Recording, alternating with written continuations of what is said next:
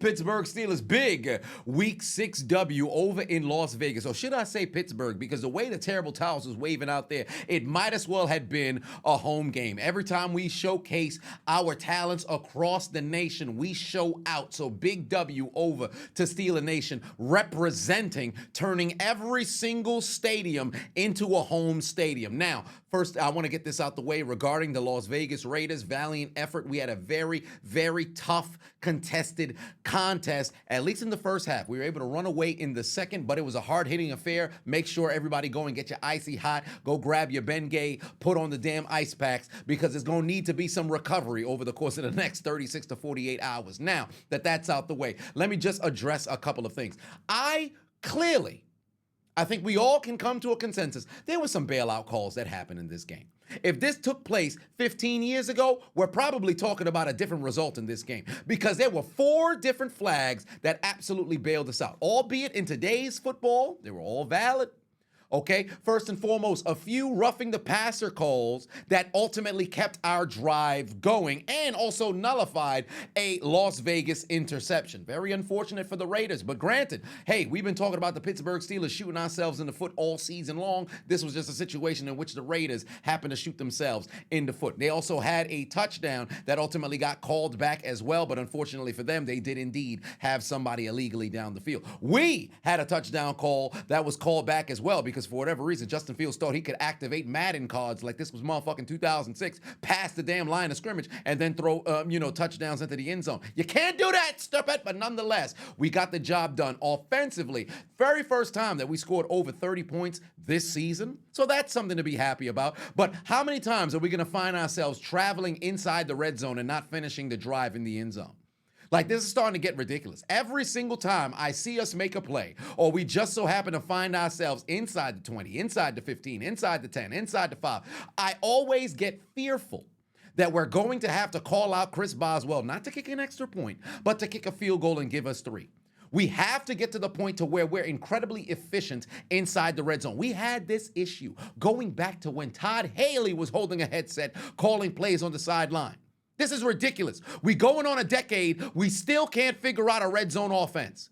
Get it together. Now, as it pertains to Fields, okay, 2 touchdowns on the ground. That's magnificent. I see a ton of people who's talking about his efficiency when it comes to throwing the football, and I too have concerns as well, because there's no reason why we should be doing charity work in the fourth quarter trying to get George Pickens the football just to keep this man happy. 8 targets throughout the game, that's great. But we've got to increase the amount of touches that he just so happens to have. Whether we're running jet sweeps, whether we're running screens, whatever the case just so happens to be, we got to get the ball in this man's hands early and often. He's an absolute weapon. Can we please utilize this man as often as we can, please? Because we don't need to be in a situation to where all of a sudden his head goes, now we've got the diva attitude, and now we lose yet another incredibly talented receiver. Oh, well, we could always go and draft and pick somebody up. You know, wide receiver U is in Pittsburgh. Shut the fuck up. We do not care. That don't matter. Let's stop fucking over our damn stars when we got them, before they go gaga and lose their mind, a la Antonio Brown. But we ain't talking about the clown, all right? Najee Harris, spectacular performance. Shifting defenders, running over defenders, showcasing sky-high jumping, leaping abilities, finding the end zone for the first time this season. Magnificent performance. Dreadlock Powers was on display, over 100 yards on the ground, 14 carries. That's what we wanted to see. Justin Fields also got it done on the ground as well. That's big time. We showcase we can run the football. I'm just a bit concerned about throwing the football. And last but not least, we've got to get it together on third down. Every single time we're in a 3rd and long situation, you might as well start sending out the punt unit immediately. We should start just punting on 3rd down. If it's past 3rd and 5, bring out the punt unit, because we cannot move the chains to save our life. We've got to get this together. These are the 3 biggest things that is costing this team right now. Well, 4 really, but 3 offensively.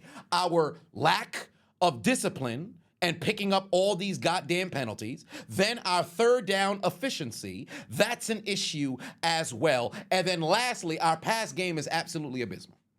We've got to get these 3 phases of our offense together, or we're not going to be able to go anywhere. Now, on the defensive end, Very, very unfortunate opening drive. We let him go down the field, but ultimately we took care of business, bouncing back, got ourselves 3 penalties. And again, this is why TJ Watt is the greatest defender in the NFL right now. Everybody always talks about him and sacks, but you completely forget his ability to stop a ball carrier and force fumbles. If I'm not mistaken, TJ Watt is without question top 3 in forced fumbles since he entered the league in 2017. And furthermore, he might be number 1 since 2017, maybe since 2020, maybe since whatever the case just so happens to be. This man finds a way to force the football out of somebody's hands, and it doesn't need to be a strip sack.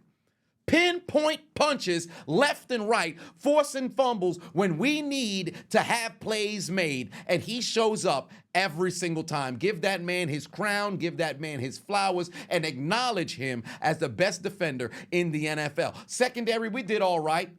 Okay, but I would have liked to see a bit more interceptions, but beggars can't be choosers. We had ourselves 3 takeaways, and you can't ask for more than that. Special teams blocked the punt, that we love to see that. Field goals from Chris Boswell, perfect. Love to see that as well. We took care of business. We got ourselves a W. And the remaining, portion of the schedule, we got the Jets, we got the Giants, and then we got ourselves, I believe, a bye before we see the Commanders and the Ravens. One way or another, we got to take care of both New York teams. I will personally be there when we play on Monday Night Football in Pittsburgh against the New York Giants. But I ain't going to be there Sunday night to take on the doggone Jets. One way or another, we got to take care of business.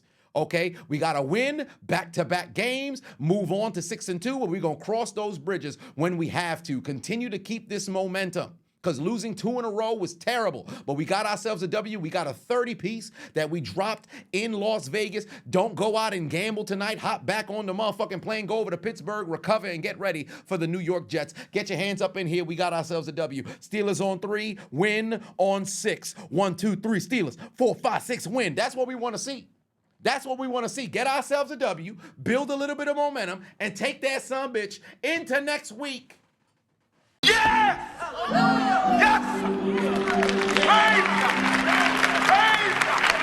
Hallelujah! All these knockout commentaries had me thinking, why don't I knock someone out myself? So I came up with Knockdown Tea, guaranteed to help you sleep longer, sleep better, relax, and restore. Passion fruit flavored, so you know it's good. Simply take it 30 minutes to an hour before you go to sleep, and our slogan is 1 cup down for the count, 2 cups, throw in the towel. So make sure you click the link in my description. Head over to knockdowntea.com and grab your first pack today. Hey, I appreciate you watching the entire video. Make sure to hit the subscribe button and the like button on the way out if you haven't already. And on top of that, hit that notification bell as well. For whatever reason, YouTube's only showing my videos to 20% of my subscribers. So if you have already turned on the notification bell, turn it off, turn it back on. If you never turn it on, turn it on.